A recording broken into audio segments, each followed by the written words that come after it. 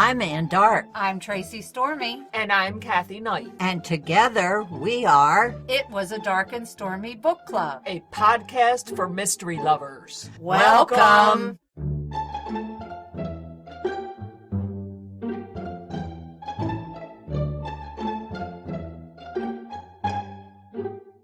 If you enjoy our show, please consider contributing to the Dark and Stormy Patreon. By becoming a patron, you will help us create better and quality content. There are also benefits to becoming a patron, such as exclusive content and Dark and Stormy merchandise. Become a supporter at patreon.com/darkandstormybc. Check our website for the link. We appreciate any and all contributions. Thank you. Hello, and welcome to episode 109 of It Was a Dark and Stormy Book Club. We hope you're all safe and hunkered down, ready to talk some books. Today we have two Agatha nominees. We have Moulton, who is nominated for Best Historical Novel, and Frances Schoonmaker, who is nominated for Young Adult. Dr. Moulton is a historian of 20th century Britain and Ireland, interested in gender, sexuality, and colonialism/postcolonialism. They work as a senior lecturer in the history department at the University of Birmingham, where they are the director of the Modern British Studies Center. Moulton earned their PhD from Brown University and spent several years working in the history and literature program at Harvard University. The Mutual Admiration Society, How Dorothy L. Sayers and Her Oxford Circle Remade the World for Women, is a group biography of renowned history mystery novelist Dorothy L. Sayers and her remarkable group of friends. Sayers, Muriel St. Clair Byrne, Caris Frankenberg, and Dorothy Rowe met at Somerville College in the early 20th century.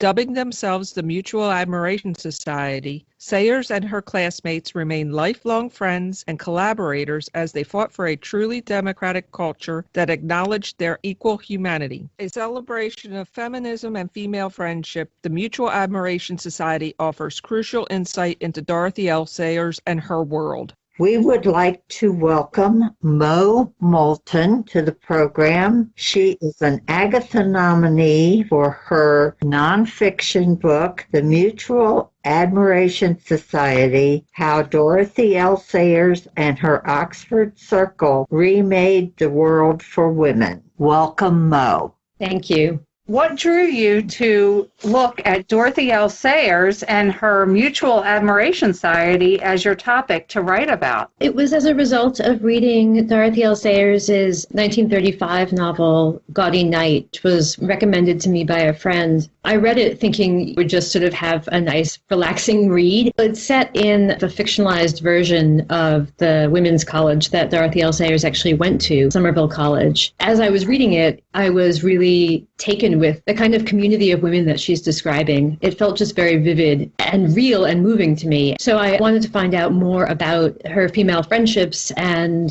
the kind of communities of women that she had in her life. Set out to find that and didn't find as much as I wanted. So decided that I needed to write that book. So then started investigating what I could of her friendships and uncovered this really amazing group of friends that she made. They started as a writing group in university as first-year university students, and then jokingly called themselves the Mutual Admiration Society, and then they stayed friends their whole lives. It ended up being a book that was about their friendship group, and then each of them as individuals as well. They were trailblazers for their time. What do you think they would think of today's women's movement?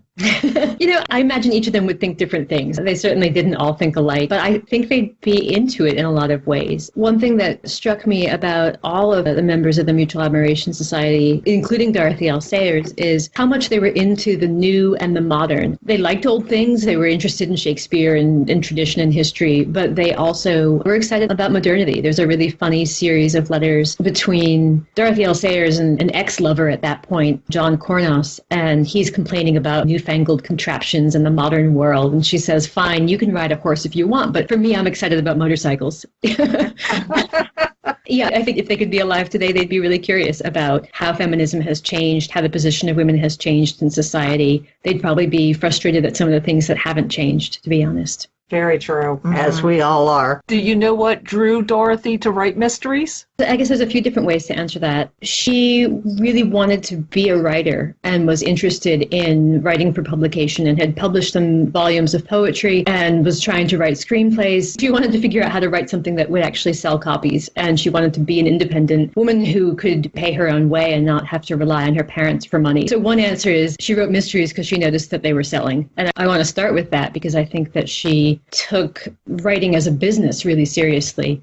Didn't think there was anything wrong with writing books that people wanted to read and that would sell. She got interested in mysteries, as far as I can tell, when she was working for a school in rural northern France. She and Muriel Jaeger, who was one of the members of the Mutual Admiration Society, started exchanging letters with each other. There was a stretch of time when Dorothy L. Sayers had the mumps, I think it was. She was sick in bed for a while. Muriel Jaeger was sending her pulp fiction mystery adventure stories featuring Sexton Blake. They created this imaginary, Sexton Blake Studies Society, where they pretended to be professors of comparative religion investigating was Sexton Blake the folk hero of his time, and so on. And so I think it was kind of out of that context that Sayers got curious about adventure stories, about crime stories, about thrillers, and started experimenting with writing them. She started writing a mystery story around then, but it wasn't until she moved to London in the early 1920s that she then started writing what became Whose Body. Was there anything that surprised you as you researched the Mutual Admiration Society? Well, I was certainly surprised by the fact that they stayed friends.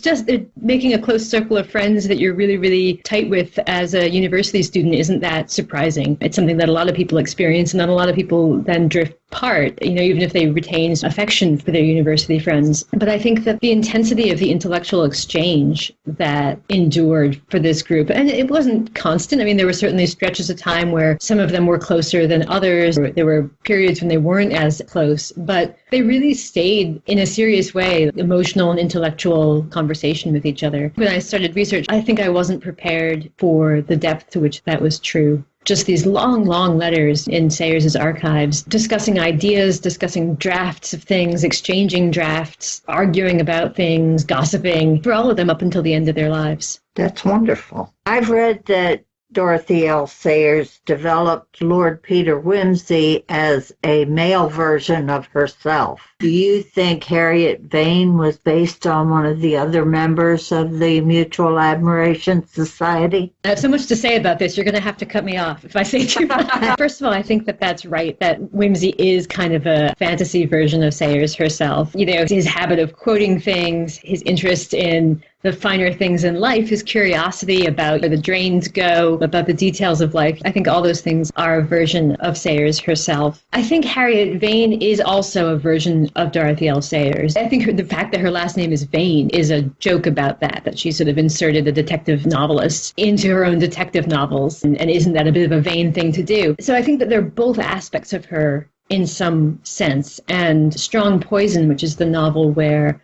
Harriet Vane gets introduced to us, is a novel that is a working through of that very unhappy romance that she had with John Cornos. I guess the first part of my answer is they're both kind of aspects of her. But I think that especially as the novels go on, they become not so much representations of other members of the Mutual Admiration Society as product of the conversations that she was having with those folks. Dorothy L. Sayers had gone through a difficult stretch in the 1920s. She was writing detective novels, but she wasn't as close to her female friends for a while. And then in the late 1920s, she rekindled some of those friendships. And in particular, she got really close with Muriel St. Clair Byrne and Muriel St. Clair Byrne's partner, Marjorie Barber. The three of them stayed really close friends, and she and Muriel St. Clair Byrne stayed intellectual collaborators from then on. It's right around that time that she actually introduces Harriet Vane as a love interest. What I've come to think and what I try to develop in the book is that I think Sayers had married Atherton Mack Fleming. It's very clear from their letters that they were talking about what does it mean to have a marriage? What does it mean to be a partner? What does it mean to try to share a life with somebody? And I think that the kind of idealized egalitarian romance that Harriet Vane and Lord Peter Wimsey develop is absolutely growing out of those conversations. And I think that there are aspects then of that relationship that reflect Muriel St. Clair Byrne and Marjorie Barber in some ways. From what I can tell, Muriel St. Clair Byrne actually gave Marjorie Barber a ring that is exactly the ring that Lord Peter Wimsey gives to Harriet Vane. I was very excited when I noticed that. These resonances from these conversations that she's having. I think she's able to write this actually emotionally dimensional and complicated series of novels because she's having these conversations. I don't think that it's one of them is a Mutual Admiration Society member so much as that they reflect elements of the collaboration and the conversation that they're having. Dorothy wrote Lord Peter and her mysteries for about 20 years, and then she turned to more religious works. Was there something that happened in her life that turned her in that direction? Yes, one thing that happened is that she and Muriel St. Clair Byrne co-wrote the play of Busman's Honeymoon, which is the play in which Harriet Vane and Lord Peter Wimsey, having gotten married, which I hope isn't a spoiler,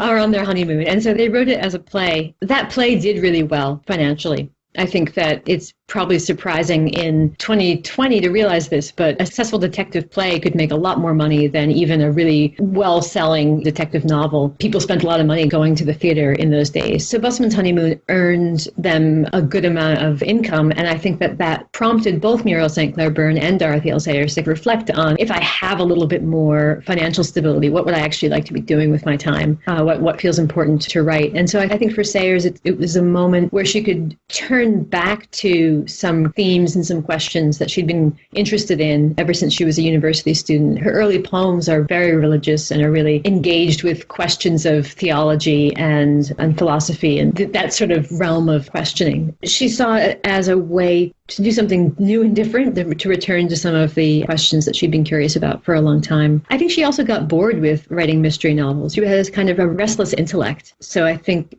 that for her, she'd sort of said what she needed to say about Lord Peter Wimsey. She'd cracked the code of how to write a compelling mystery. She wasn't interested in writing formulaic mysteries that repeated the same formulas over and over, and I think she was ready to do something quite different. She turned to writing plays first, and they were plays with a religious theme. She wrote a cycle of plays. The cycle was performed on the BBC radio about the life of Jesus, and then from there turned to writing essays, and then later in life actually translated most of the Divine Comedy by Dante out of medieval Italian. She didn't stay in one place too long. That is very true. Wow. The coronavirus has completely changed all of our lives. We're all in the thick of it right now. What impact did the Spanish flu have on the population in 1918? So the Spanish flu, broadly speaking, was devastating. Unlike the novel coronavirus, it affected young people much more than older people. And coming in the midst of a world war that was also devastating to people in their 20s and kind of compounded that massive wave of death and destruction. I looked up Sayers' letters from around that time. When I was first researching the book, I sort of thought, that's interesting, but it wasn't sort of central to the things I was writing about. And reading about the Spanish flu feels quite different right now.